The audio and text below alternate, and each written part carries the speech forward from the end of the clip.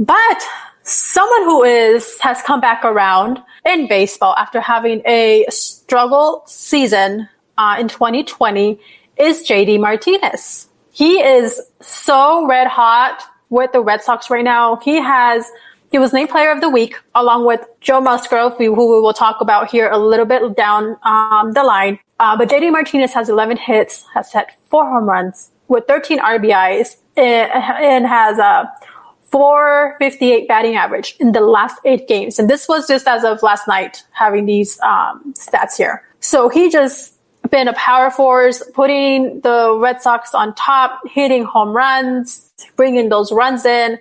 And his season has completely turned around because he did struggle with the Red Sox last season, did not put up, what was expected of him. And he just has something to prove, and he's showing everyone, hey, this is me, this is in who I am, and don't count me out. And he's coming back around to that player that we knew him to be. He was with the Diamondbacks too. They acquired him. It was pretty much a rental. You can say that for part of the season there.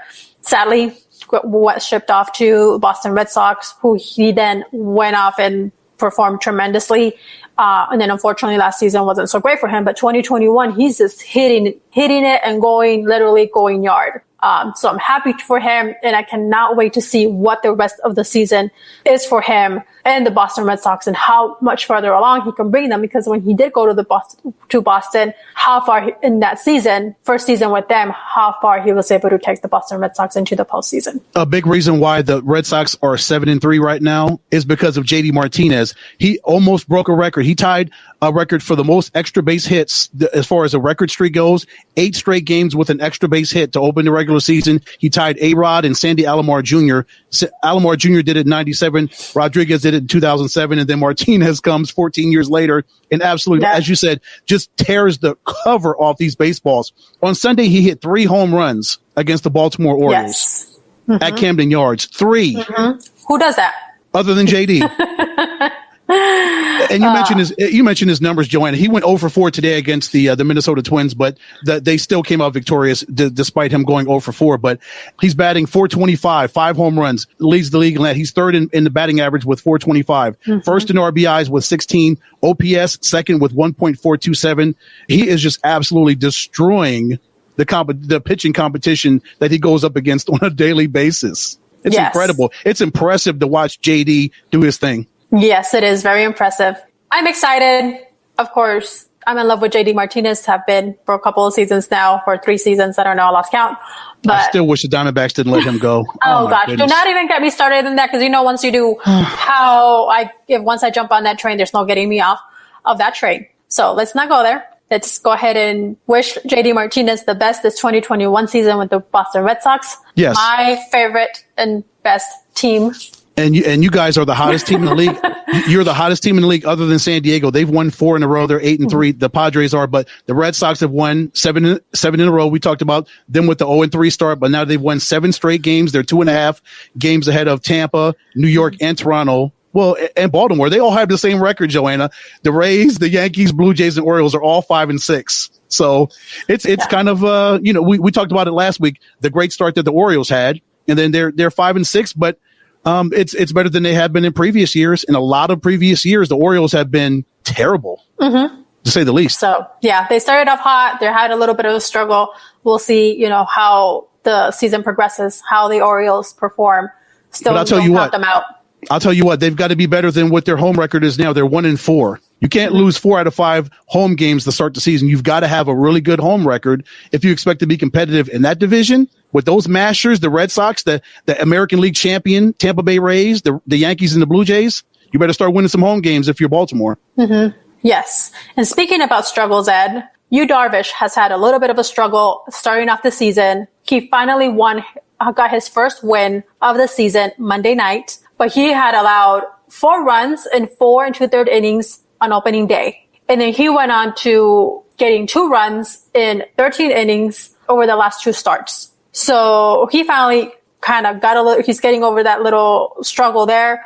He still has some proving to do, because he's not being that pitcher that we know him to be. He is struggling. So what can be contributing to Yu Darvish's struggle? The Padres are right now on a 4-0 record. So as a pitcher, you need to be reliable, and that's what contributes to those wins. Yes. So, luckily he was able to get on top of that and get their first win on Monday night. But this needs to continue for Yu Darvish and bring in those wins. You cannot allow 4 runs in 4 2/3 innings in one game.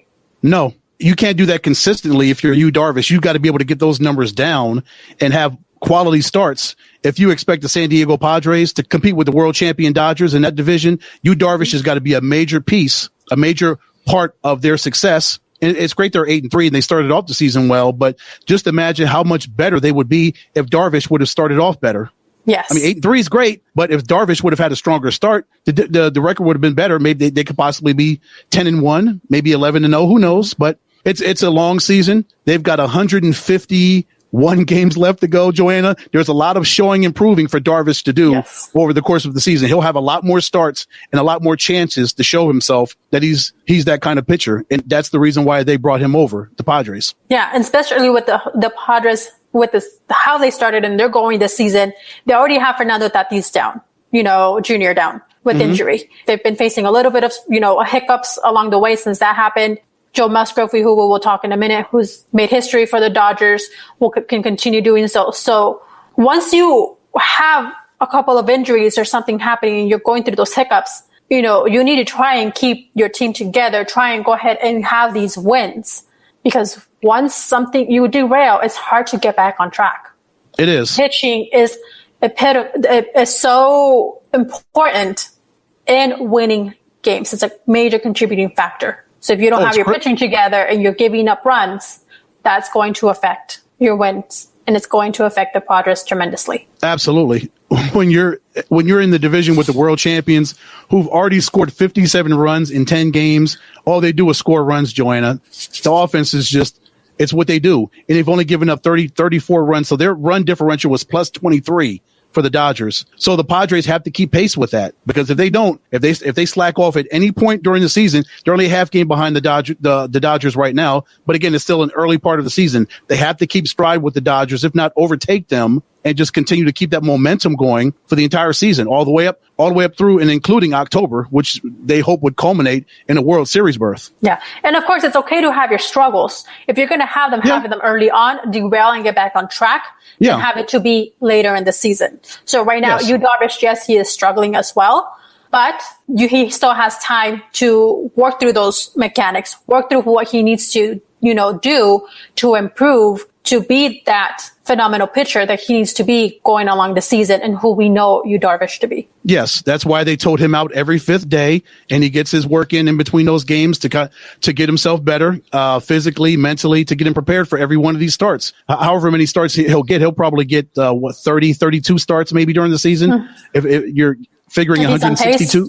Yeah, 32 starts or something like that. So there'll be ups and downs. There'll be struggles. It's never an entirely perfect season, but hopefully for the Padres, they hope it's more positive than negative. Yes. And to keep on the positive for the Padres, they made history, as I mentioned just a minute ago. Joe Musgrove, pitcher for the Padres, with the franchise's first no-hitter in Texas on Friday night, which also Victor Caratini, who caught for Musgrove in the game, that also makes two consecutive no-hitters or in a season within back-to-back seasons with different clubs. It was with the Cubs, right, Ed? Yes. Yep. That he caught for last season. Yeah, when you call Alec Mills no-hitter last September. Yes, and you told me just a cool, interesting fact, who also is the second Puerto Rican. He's a second Puerto Rican to catch multiple no-nos, joining Ivan Rodriguez. So that's a really cool stat. That is. So congratulations to them both actually making history. Congratulations to the Padres. We were talking about this, Ed. I don't think it was off the air. I don't remember if we talked about it in the air, but we had seen all these teasers, like tempting no-nos that were happening. And I was like, it's going to happen. Once you start, teasing us with that, someone's going to get a no-hitter. Someone can get a perfect game. And it finally happened. It only took not even a week Yep. into opening the season, and Joe Musgrove and the Padres make history. That is really cool. And a side story I was holding for you. I read an AP story how the impact of Musgrove's no-hitter has affected his parents. His parents have a little coffee shop in a San Diego suburb. So now it was a coffee shop that was doing okay, Johanna, but now that their son threw a no-hitter, of course, everybody wants to flock to their coffee shop and their business is through the roof. How cool is that? That is awesome. And another thing too, that he also, his high school also painted a mural. So he also has his own mural in his high school. That's amazing. And I'm so happy and can just only see not only what he has for the season with the Padres and what, as a pitcher, what he can do, but also in his career. So he's just growing and growing, and he still has so much, left to go. And how important was that for the Padres to have that happen in the wake of what happened with Tatis Jr. with that injury? Yes. Because I'm sure that really deflated the organization when they put Tatis Jr. on that 10-day disabled list. They were feeling woeful about themselves as an organization because this is the guy. This was their guy they paid so much money for. They invested so much money in Tatis Jr. and then he goes down with a scary injury. And it wasn't a good look. And it's all of us felt for Tatis Jr. and the Padres organization because we're like, oh my gosh, there's all the hopes and dreams of your organization in the city of San Diego and your fans are hinging on this young man and he's out. But then Musgrove, they go to Arlington, the site of the World Series last year, and he throws a no-hitter. So that's just great news. That just peps up the entire organization and hopefully keeps them rolling for more wins. Yes, I'm sure. And I know he's still on a high because I know it took him at least a couple of days to come down from that high and he couldn't sleep and just so happy. And I'm also for Caritini as well, multiple the excitement there. And also cool, he'll face his former team, the Pittsburgh Pirates. Musgrove will. He's supposed to face them on Wednesday night, so that'll be interesting for him to go back to PNC Park and face his former baseball team after throwing a no-hitter. So let's see how he can follow up a no-hitter and what he does in Pittsburgh. Yes, it'll be facing his previous team and also his first outing since the no-hitter. So I'm very excited and interested how that's going to work out for him. But something else that I'm also interested on how it's going to work out for is James Paxton. He will be having season-ending surgery with the Seattle Mariners. It's not Tommy John, but it is an elbow injury. This isn't his first season back in Seattle. He's only had one start.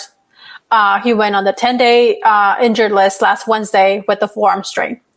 So and then he left in the second inning after only throwing 24 pitches in his first start.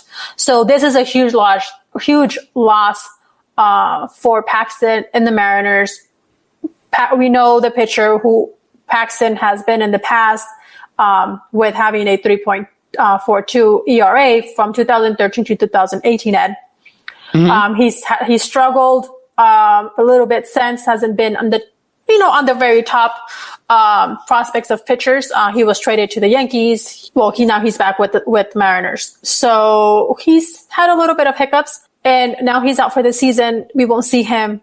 And that's so sad for James. It really is unfortunate for Paxton. Yeah, he did struggle in his first season in New York, at least through the first half. Then he ended up 15-6, ERA of 3.82. So pretty good season considering how bad he started off in New York. He got his stuff together. He got his groove together and ended up 15-6 and ERA of less than 4. Not bad considering how poorly he started off last year. It really is disappointing that his season ends this way. Yeah, so early. It's just a shame to see a pitcher or just any player go down so early in the season. That's not something that you want to see when you still have a whole entire season left to go. I do wish him a speedy recovery, and then hopefully we see him at the beginning of next season, see him back in spring training. Unfortunately, his season had to come to an end so short, so quickly. Being that it's not Tommy John, from what manager Scott Service said, is that kind of a light at the end of the tunnel that it's not, it didn't have to go to that extreme as far as surgery is concerned, that it wasn't Tommy John? Yeah, it is a light at the end of the tunnel, even though, yes, he has season-ending surgery, but we know Tommy John, when you go down with a Tommy John injury and having to have surgery, that tends to lead you into also if you're out from the beginning of the season, let's say, that's a long recovery time and can sometimes lead you into the following season. So it tends to be about a year or year and a half sometimes for recovery, and losing a season, season and a half, sometimes 2 seasons. It's different for every player.